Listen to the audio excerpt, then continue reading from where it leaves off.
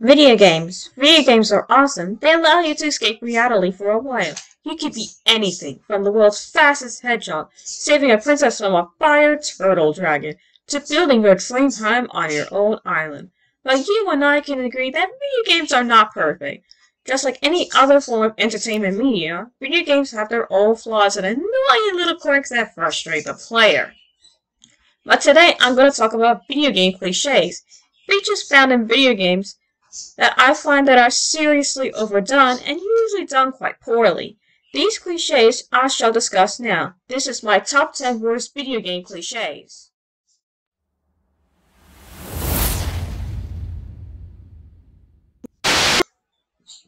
Let me paint you a scene. You just got yourself a new game. You boot it up. You're excited to play and explore the worlds it has to offer. But then you stop suddenly. Why is that? Because the game thinks you're brain dead and shoves a stupid tutorial down your darn throat. Stopping your phone for information that most people can just figure out just by playing the game. So number 10. Unskippable Tutorials. Ignore the stutter. Why? Just why do game developers think this is a good idea? To teach newbies and kids? They can just learn from playing the game. I don't think they appreciate the hand-holding. Many games are guilty of this, especially games aimed at kids. Examples are the beginning of Pretty Princess Party. Oh, Asbel, I can figure out how to place furniture. Leave me alone. Most of the Pokemon games, especially Gen 7 Pokemon games, slow down your progress to a snail's pace with an unskippable tutorial. And lastly, a lot of RPGs like Mario and the Luigi games. Good thing you just shut up, Topler. Overall, unskippable tutorials are just a poor choice. If I wanted a tutorial on how to play the game, I could just read the manual. And a little advice to game developers: either create a tutorial mode separated from the regular game, or just let players skip the darn tutorials. Video games are usually about skills and testing your skills in levels and bosses. But then what happens when games chuck you into situations when you're at the mercy of fate? Number 9. Luck-based mechanics. Or also called RNGs, aka, gonna ruin your day with something usually out of your darn control. Luck-based mechanics are features in games that rely on the player being lucky to win. See the problem? It is completely out of your control. Something you don't want in a game, especially in platformers. But sometimes I don't mind luck in games I expect luck to play a big part in. Like in the Mario Party games, and in casino-like mini-games. That's where you expect luck to be. But if luck mechanics are in places where they should not be, like in Casino Sky and Mario Sunshine, I wish I could play that game. Gotcha's wasting your money and time, and the most annoying thing, losing a Pokemon you want to catch, just because of a stupid catch rate. And it's much worse if you want to try to catch a shiny Pokemon. Luck-based mechanics, snatching control out of the players and frustrating players for a long time. Hey, if I want to play with luck, I'll just play with the claw machine with a slim chance of getting a cute little plushie. You and I know those machines are rigged and just gambling machines for kids. Or hopeless nerds. You're playing a game, you reach certain points of the game, when it starts with some cinematics. You get bored of it and just want to continue playing the game. But you can't. Why is that? Because the game holds you hostage until you bash your way through the dialogue. Number 8. Unskippable Cutscenes. Hey, sometimes I enjoy the game's cutscenes if I like the game's story, and I can't skip the cutscenes. But there are plenty of games with poorly written or just boring plots. Unskippable cutscenes make this worse, as you just can't skip in order to just play the game. There are way too many examples of this frustrating cliche being used, so I can't list all of them. Here are a couple examples: Sonic 3 Riders, Pretty Princess Party, Animal Crossing New Horizons, Mario and Luigi Dream Team, all the Pokemon games, especially the newer ones. And lastly, Sonic Forces, with its bare-bones story and boring text-based cutscenes. I've seen better versions of Sonic Forces' story made by fans. I wish those were the canon story, but oh well, you can't have everything. You're playing a fun game. It has all kinds of fun and interesting features and levels, But when you start progressing, you start to notice something. There's something is giving you deja vu. Oh wait, the game developers got lazy and copy-pasted the levels. Number 7. When games copy and paste previous levels and sometimes make weak copies of power-ups and features. This is called filler, so the game has more things to do. Honestly, it's just boring, seeing old levels reskinned with usually minor changes in layout and design. An example would be the penguin suit and ice flower power-ups in Mario Bros. Wii. I feel like that the ice flower is unnecessary as the penguin suit does the same thing as the ice flower, but much more. You can swim better, you can slide on the ice better.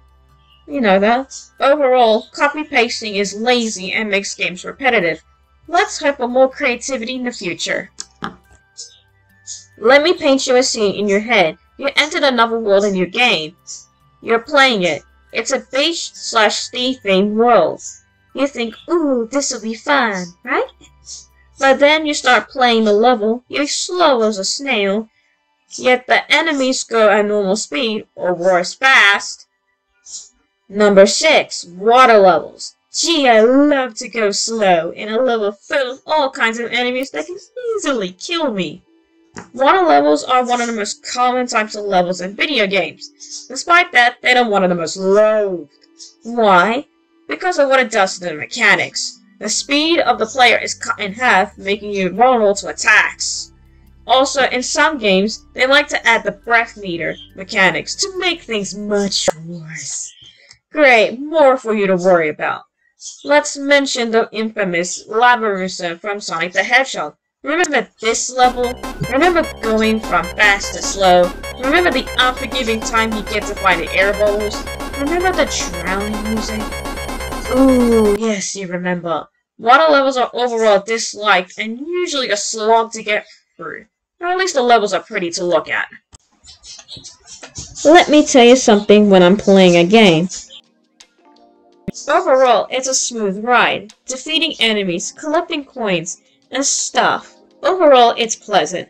But then, out of nowhere, the game decides to kick me in the guts and flip me off by kicking up the difficulty up to the sky.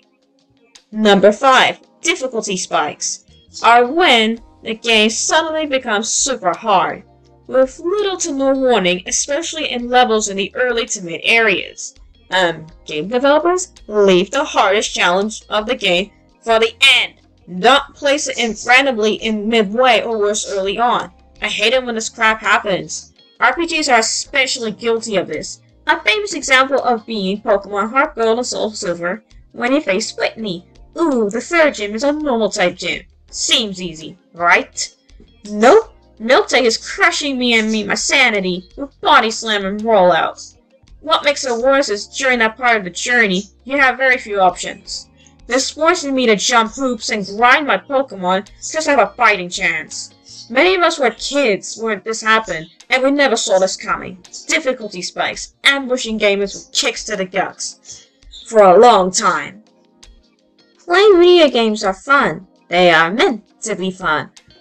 But then what happens when the game forces you to press the A button multiple times at lightning speed? That, my internet dwellers, is button mashing. Number 4. Button mashing. Ooh, I love wrecking my wrists and hands with rapid bashing on my controller. Button mashing, also known as rapid impulse sequence, is when the game forces you to press buttons at rapid speeds during tense moments of a level. Sounds harmless on paper, but in practice, it is done quite poorly. As players are given little to no warning, catching them off guard, or in the infamous Mario Party games, causing physical pain due to the players bashing the buttons, causing damage to their hands and controllers. A little note to any future game developers: if a game mechanic has the potential to cause actual pain to the player, maybe don't put it in the game. Just saying. Overall, button mashing is usually poorly done game mechanic, causing pain to the players both physically and mentally. And I hope it's better used in the future, or they just get rid of it. In video games, there are challenges for the player to complete that come in many forms, like level design, the AI of the enemies and bosses, limitations, etc. These are placed in games to add difficulty for the players to help hone their skills in a clever and fun way. But not all challenges are designed well. Plenty of times, games use cheap gimmicks and mechanics to add the illusion of challenge in their level design. The one I'm talking about is bottomless pits. Number 3. Bottomless pits. This is one of the most hated things about video games. For those curious, bottomless pits is a common design choice in video games, especially early video games, where no physical ground is programmed. It is supposed to act as an obstacle and challenge to the player to hone their skills, but in practice, I find bottomless pits to be cheap and frustrating. As a common mechanic, it is found in almost every video game, especially platformers. I can't discuss all the examples of the games that use bottomless pits, otherwise we'll be here all century.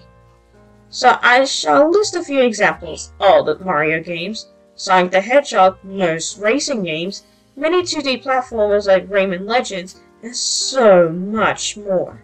Bottomless pits are one of the most frustrating video game cliches, and I wish it was used less often. Let me ask you a question. What type of gamer are you? How do you usually go through levels? 1. Are you a speedrunner whose goal is to get to the end as fast as possible? 2. Just play the level normally, just enjoy the level as general. Number 3. A planner who likes to plan how to get through the level to get the best result. Number 4. Someone who likes to go at the level at their own pace, just taking their time, collecting all the collectibles. These few examples of choices in how players approach levels shows how versatile games are, and how players choose how they play. But then what happens when the games steal those choices out of the players? Let me tell you, it is horrible! Number 2. Auto-scrolling. I hate this type of level design. For those that don't know what I'm talking about, auto-scrolling is a type of level design when the level is moving on its own, usually at piss-slow speeds. The player has to go through this pace in order to complete the level and not die off the screen. This is one of the most hated types of levels, as it takes away the choice of how players go through the levels. The level moves on its own, so you can't speedrun it, you can't plan your way through it, and you can't take your time collecting the items or just enjoying the environment design. Otherwise you die, because someone thought this is a great idea to place in games. Unfortunately, this is so common in video games, especially the Mario games and other platformers.